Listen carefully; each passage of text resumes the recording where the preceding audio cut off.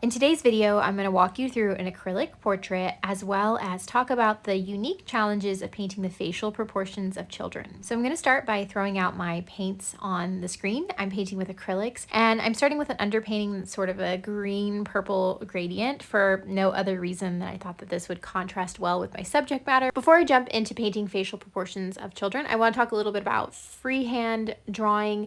So there's no wrong approach to drawing or any painting technique really. No matter what you use, if it's a projector, a ratio tool, a graphite transfer, or freehand, it's all morally neutral. There's no right or wrong, better or worse. I know plenty of painters who I look up to and admire who would just use a graphite transfer because they're really interested in color and value and not super interested in drawing. And that's totally fine. Your paintings should follow your interest and kind of the journey you want to take in making a painting. And if you just want to sidestep drawing, then that's totally fine.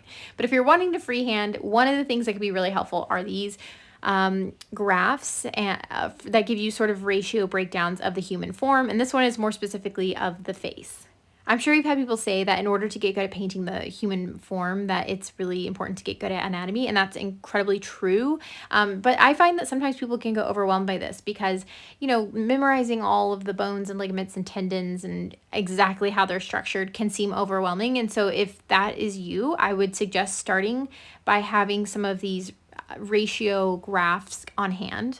I'll insert a couple of book options in this video on the margins if you want to check those out. But I wanted to highlight this for a second, specifically talking about children's facial proportions. So we can see with the baby, the top of the eyebrows hits the halfway mark. And by the time we have the adult, the eye or like the pupil line is typically about the halfway mark, which means that when you're younger, your face is sort of more condensed and located in the lower half of the face. And then as you become an adult, those features stretch a little bit and then your face takes up just a little bit more than half of the plane of the front of your face. And of course, it's important to note that not everyone's going to perfectly fit these dimensions. That's usually what gives us likeness. Even if don't make all of your people have the same face, this is a great tool to check. But also, if you notice that someone deviates from this, it's not to say paint the ratio checker graph thing. It's more to say that when someone deviates, that's usually where we find that person's likeness. Likeness is just what makes someone look uniquely like themselves and not like this, this little graph of like these, benign, featureless people. But that's what leaves us to sort of the tricky part of painting children, in my opinion, is while babies sort of have this like half their features take up the bottom half of their face proportional structure, children, until they reach full adult maturity, or some books will say like 15, 16 years old, there's not really a good solid reference because their face is sort of in flux, kind of. They're like growing. And so I find that it takes a lot more just like checking and referencing back to your reference photo while having some of those guides of how to paint children's faces on hand. Briefly, I'm going to pivot a little bit and kind of reference what I'm doing in this photo. So one thing that I do a lot in my paintings is when things start to feel like off track in some way, and by the way, very normal for me. I like when my paintings kind of take, like the scenic route, they just kind of go off track. I think those make for the most interesting paintings. Anyways, is I will introduce the brightest, boldest colors that I actually do see. It's an exaggeration of my local color, which is the color of my reference, and just crank up the saturation. So there's some yellow and some reds in his face, and I'm just turning up the chroma. And then what I'll do is I'll go, of course I'm cutting out the breaks, but I'll go inside, have lunch, drink coffee, and then I'll come back out and sort of clean up the mess. I would rather be in like clean up the mess mode of like a really highly chromatic kind of mess than clean up a mess mode of like one of my eyebrows is like 1 millimeter off. Just for me, it's an easier mess to clean up. Everyone's different. But anyways, and so whenever you're painting children, you'll see I've got this right here. I did that. I sort of checked my proportions, and I'm still off, by the way. It's so funny when you look back at your video and you're like, you need to project the forehead more, or whatever. But yeah, so I'm checking, I'm refining, I'm moving around. I like to think of painting sometimes as like a Sudoku puzzle. Like you sort of solve one area and then you have to go and kind of fix everything else. And whenever you have a painting that's built upon like anatomical errors. You just have to do quite a bit of cleaning up. Apologies for my hair being in the way.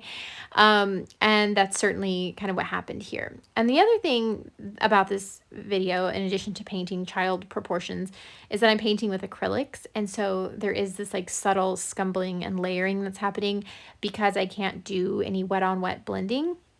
You'll see at the end when I really zoom into the finished painting that I think it creates quite a bit of lovely depth in there. But it definitely can be achieved with acrylic paint. And I found myself in this painting weirdly like scumbling it with my finger also. Another thing about painting the faces of children has a lot to do with value. So value is just how light or how dark something is.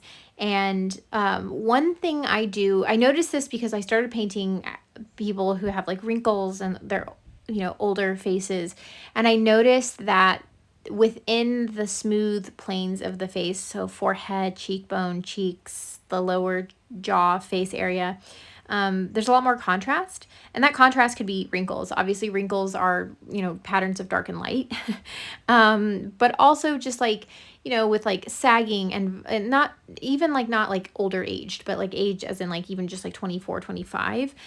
There's just a little bit more contrast, and it looks less smooth. And young children tend to have a lot of fat in their face. And one of the ways that that's reflected, even up through a teenager, is by having smoother contours. So one thing I see a lot when people draw children or paint children is that maybe their drawing is pretty spot on. They've found a way to make that correct. But they will, if they were painting a plant, it wouldn't have been like an egregious error, but just by having it be a little too contrasty, leaning too heavily into the shadows or the like variations of the contrast on the skin, it looks older and that's it. So my rule of thumb generally is that I paint a little less contrasty on the faces of younger people. And even if I see some contrast, I'll kind of round down, so to speak. So, I always say in painting, you have a lot of tiebreakers. Like, well, I could make this darker. I can make this lighter. If you're painting a kid, I always choose if it's a coin toss or a toss up, I choose the smoother, flatter, rounder approach to all the features. And then what I do to compensate, because you don't want this to just be like an orangey peach value study or a brown value study or a beige value study, is lean into chroma. And often children do have lots of great, red patches on their cheeks and blues and their jawline, and there are those great colors. But so compensate by under rendering some of the value, especially in the planes of the face, and then you can kind of up the chroma in an attempt to keep that interest in there in a way that doesn't age your subject. Another thing, and I know I'm going to sound like I'm contradicting myself here a little bit, but just know that I'm just throwing more balls for you to juggle, so to speak, like, in whenever you're painting a kid, something to think of. Is another thing I noticed is that, children, because they don't have a lot of eye wrinkles and stuff, people will paint their eyes a little too small and a little too smooth. And remember that there's usually like quite a bit of like shadowing around the eyes. It's usually smooth. It's not super contrasty, like I mentioned. But the under eye bags don't mean oldness. Like there's like the little fat pads under your eyes that are actually incredibly youthful.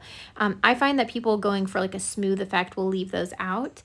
And I would say that if you can balance creating smoother planes of the face and keeping that that little fat pocket around the eye and like making sure you give that the proper contrast, you end up, one thing I see a lot is that people, when they paint the eyes, because there's not wrinkles in bags, they'll make them little tiny slits in their eyes. And yes, some eyes can be like that, but I find that, usually just as important as the, eyelash line, the pupil, the eyebrow, is the little hit of shadow underneath the little fat pad underneath your eye, and especially in children. Making sure to include that can help for that youthfulness, especially when you're smoothing out some of the planes of the face. So hopefully that was fun. Thank you for watching. Let me know if you have any questions.